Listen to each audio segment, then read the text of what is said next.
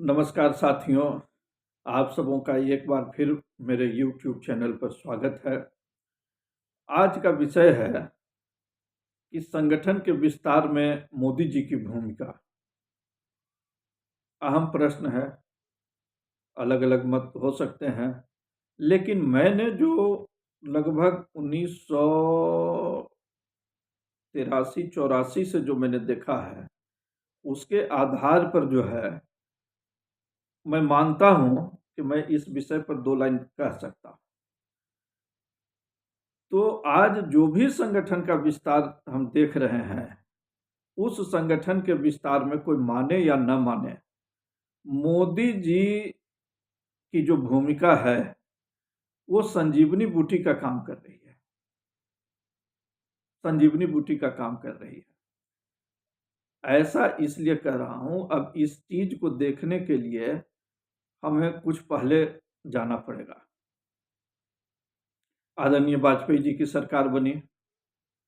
आदरणीय वाजपेयी जी की सरकार बनने के समय जो है के बाद बनने के समय लगा कि इंडिया साइनिंग ये हो रहा है। खैर, किसी न किसी के कारण से विरोधी दलों के दाव पेंच के कारण जो है वाजपेयी जी की सरकार नहीं बन पाई। फिर हम लोगों ने 2004 में देखा कि यूपीए की सरकार बनी। 2004 से 2005, 2004 से 2009 और 2009 से 2014, ये 2 कालखंड ऐसे रहे। तो 2004 से 2009 तक तो ठीक रहा सक्रियता के दृष्टिकोण से, लेकिन 2009 से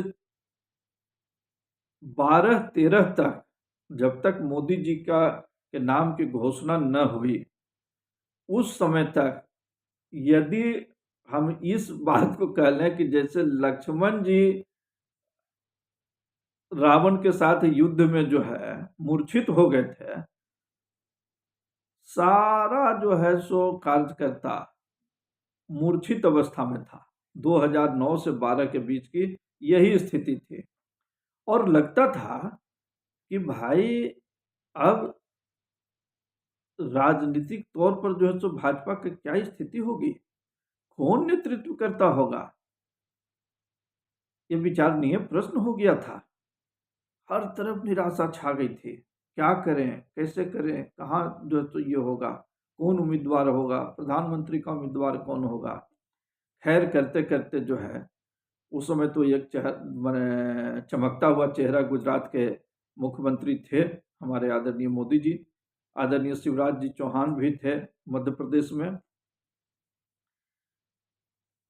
घोषणा हुई, आदरणीय राजनाथ सिंह जी ने घोषणा की मोदी जी का, और मोदी जी की कर्मठता गजब जो है तो मैंने प्रधानमंत्री के उम्मीदवार घोषित होने के साथ ही देश भर का जो सक्रियता के साथ इन्होंने जो है सो ये किया, दौरा किया, अपनी बात पहुंचाई।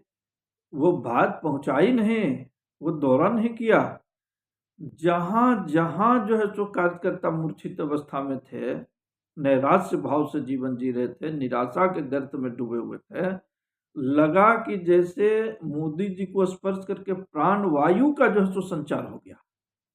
जग गए सब, अचानक जो है सो कि मैदान में खड़े हो गए। और मैदान में खड़े होने के साथ ही जो है सो हमने देखा कि 2014 में जो है फिर से भाजपा की सरकार बनी, यह राष्ट्रवादी सरकार जो है सो बनी।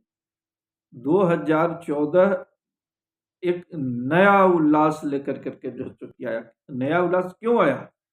ये इसमें किसी की व्यक्तिगत चाह नहीं थी, किसी की व्यक्तिगत महत्वाकांक्षा नहीं थी।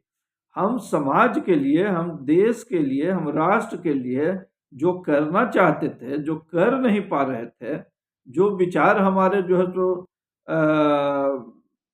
निराशा के गर्त में पहुंच चुके थे, उसको फिर से जो है कि पुनर्जीवित करने का काम जो है मोदी जी ने किया। सब कोई खड़ा हो गया, सब जग गया। और केवल भाजपा में ही संचार नहीं हुआ। अगर आप देखिए, अब इसमें किसी को भी बुरा लगने वाली बात नहीं है। हम तो जो है संघ के भी कार्य प्रणाली में जो है सो कि गुणोत्तर जो है सो विकास हुआ। अगर उस पीरियड में आप देखिए, आज ये विषय जो है, आप समझिए कि जब संघ अब 100 वर्ष पूरा करने की स्थिति में है, उस स्थिति में हम तो जो है सो मैंने, यह सौभाग्य है मेरा कि कुछ दिनों तक आदरणीय बाला साहब देवरस जी, परम पूज्य पूज्य बाला साहब देवरस जी का भी सानिध्य मिला। उसके बाद आदरणीय स्वर्गीय रज्जू भैया जी का भी जो है सो कि मीटिंग बैठक अटेंड करने का जो है सो कि मौका मिला। क्या फॉर्मेटिंग जो है सो उसमें होता था, आपके यहाँ कितने तहसील हैं, कितना जो है सो कि महाविद्यालय है, कितने उच्च विद्यालय हैं, कितना हाट लगता है, कितना साप्ताहिक हाट लगता है, कितना प्रतिदिन हाट लगता है, फिर उसके अनुसार से आपकी शाखा की संख्या कितनी है, उस शाखा पर उपस्थित जो है सो कि स्वयंसेवकों की संख्या कितनी होती है, वो एवरेजिंग मैंने पूरे जीवन भर में जो आदरणीय रज्जू भैया के उस बैठक से जो सीखा है, उसी पर मेरा पूरा व्यावसायिक जीवन जो है सो कि निकल गया 34 वर्ष तक। तो वो एक अलग चीज जो है सो कि है, वो तो महान पुरुष लोगों का संगठन संघ है ही। लेकिन संघ के भी कार्य प्रणाली में जो है सो कार्य प्रणाली नहीं कहिए, संघ के भी जो है सो कि शाखाओं की में जो बढ़ोतरी हुई, उस शाखा पर स्वयंसेवकों की उपस्थिति में जो बढ़ोतरी हुई, उसमें मोदी जी के जो संजीवनी बूटी का जो है तो भी योगदान है। समाज को उन्होंने खड़ा कर दिया और उसका परिलक्षित जो है तो कि वो संघ की शाखा में ले लीजिए, विश्व हिंदू परिषद के कार्यक्रम में ले लीजिए, सारे जगहों पर हुआ, सारे जगहों पर जो है तो कि उसका वो नजर आया। आज जब हम 2014 के बाद 2019 हो गया, 2019 के बाद जो है सो 2024 हो गया, अब मैं जो बात आपको कहने जा रहा हूं, ये 2029 की बात कहने जा रहा हूं। ये कालखंड तो मोदी जी का रहा, 2029 भी रहे मोदी जी का बहुत बढ़िया, लेकिन मोदी जी के बाद क्या भैया, ये तो संसार है। हमको तो आगे की बात जो है तो सोचे, जब मोदी जी अपना कोई उत्तराधिकारी घोषित करेंगे या संगठन एक मोदी जी के बाद जो है सो कोई ये करेगा, वो कालखंड कैसे होगा, उस पर तो विचार करने की जरूरत है। वो जब 2029 आवे या 2034 आवे, उस समय तो बैठ करके आप विचार कीजिएगा तो काम नहीं चलेगा।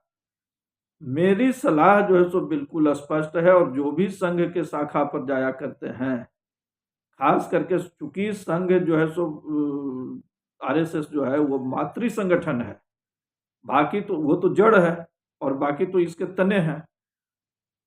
संघ को इस दृष्टिकोण से एक प्रयास जरूर करना चाहिए। मेरी छोटी मुंह बड़ी बात, लेकिन फिर भी मैं कह रहा हूं, जो मैं महसूस करता हूं, और हर स्वयंसेवक जो है तो उसको कहने का अधिकार है। और स्वयंसेवक कभी था होता नहीं, स्वयंसेवक जब भी है वो है ही है। मेरी सलाह ये है कि आपके जो इतने अनुसंग संगठन हैं, उसके व्यक्ति कहीं वार्ड में ही होंगे, उसके व्यक्ति कहीं गांव पंचायत में ही होंगे। एक सामंजस्य की जरूरत जरूर है।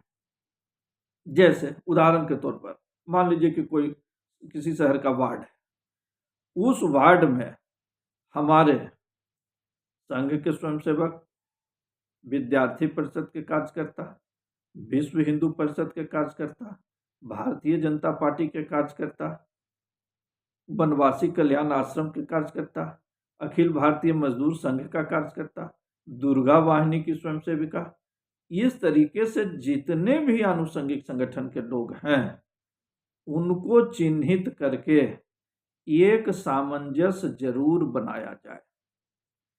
यह सामंजस्य जब बनेगा तो अभी जो हमको भाजपा के कार्यकर्ता नजर आते हैं, कहीं संघ के स्वयंसेवक नजर आते हैं, कहीं विद्यार्थी परिषद के कार्य, ये सब अलग अलग जो नजर आते हैं, इनका एक कोऑर्डिनेशन, इनका एक सामंजस्य एकत्रित स्वरूप में होना चाहिए। और ये जब एकत्रित स्वरूप में जो है चूंकि होंगे, आप सोचिए कि समाज में कितनी बड़ी लकीर जो है चूंकि हम खींचने की स्थिति में होंगे। आज जो गठबंधन की सरकार, कहीं एनडीए है तो कहीं इंडी है, नहीं, हमको जो है संघ के सामंजस्य के रूप में जो है, और ऐसे सारे कार्यकर्ताओं का जो है चूंकि ये सामूहिक जो है तो ये बनाना होगा, और उनके बीच में सामंजस्य बिठाना होगा। सामंजस्य कहने का मतलब ये हो गया, निरंतर नियमित तौर पर जो है चूंकि बैठकें हो, एक दूसरे से बातचीत हो, कार्य योजना जो है चूंकि तैयार की जाए। आप समझ रहे हैं कितना बड़ा जो सामाजिक संगठन है, और कितना बड़ा परिवर्तन करने की स्थिति में सब अलग अलग जो दिखाई पड़ते हैं, उनका जब एकत्रितकरण होगा, जब संगठित प्रयास होगा, कोई छू पाएगा? कोई नहीं छू पाएगा। और वह यहाँ से जो है सो हम परम वैभव की अवस्था प्राप्त करने की स्थिति में होंगे। ये जो राष्ट्रवाद का स्वरूप जो चूंकि खड़ा होगा, इस राष्ट्रवाद के स्वरूप को चुनौती देने वाला कोई नहीं होगा। तो ये जो उसको क्या कहते हैं, नींव जो है तो जो खड़ी हो गई है 100 वर्षों में, उस नींव को जो मजबूती जो है चूंकि दिया है, मजबूत पिलर बना कर करके मोदी जी ने, अब इस पर जो 100 वर्षों के बाद जो भूमिका जो है चूंकि संघ की हो रही है, वो बहुत बड़ी हो रही है। आज फिर से भारत को विदेश के स्तर पर जो है, विश्व के स्तर पर जो एक स्थापना मिली है, उस स्थापना से ऊपर अब छत ढलाई करने की जरूरत है। नींव के पत्थर में जो नींव में जो पत्थर लगे हैं, उसका जब अपग्रेडेशन होगा, तभी वो छत के ढलाई के लिए जो है चूंकि वो उचित पाए जाएंगे, उपयुक्त मानक पर जो चूंकि पाए जाएंगे। तो अब यहाँ से जो है वो उस तरीके का जो चूंकि निर्माण हो समाज में, कि लगे कि हाँ ये वार्ड है, इस वार्ड में ऐसे ऐसे जो लोग हैं। फिर उस जब इस प्रकार का संगठित जो है चूंकि स्वरूप होगा, तो हम वार्ड का कल्याण करेंगे, हम पंचायत का कल्याण करेंगे, हम गाँव का कल्याण करेंगे।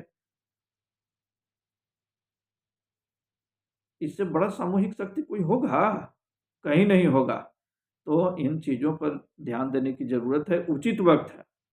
आप बात समझिए, ये उचित वक्त है, और इसी उचित वक्त पर अगर सही दिशा में सही कदम हम उठा पाए, तो माँ भारती को जो है सो परम वैभव की अवस्था में पहुंचाने में कहीं कोई दिक्कत नहीं होगी, कहीं कोई दिक्कत नहीं होगी। धन्यवाद।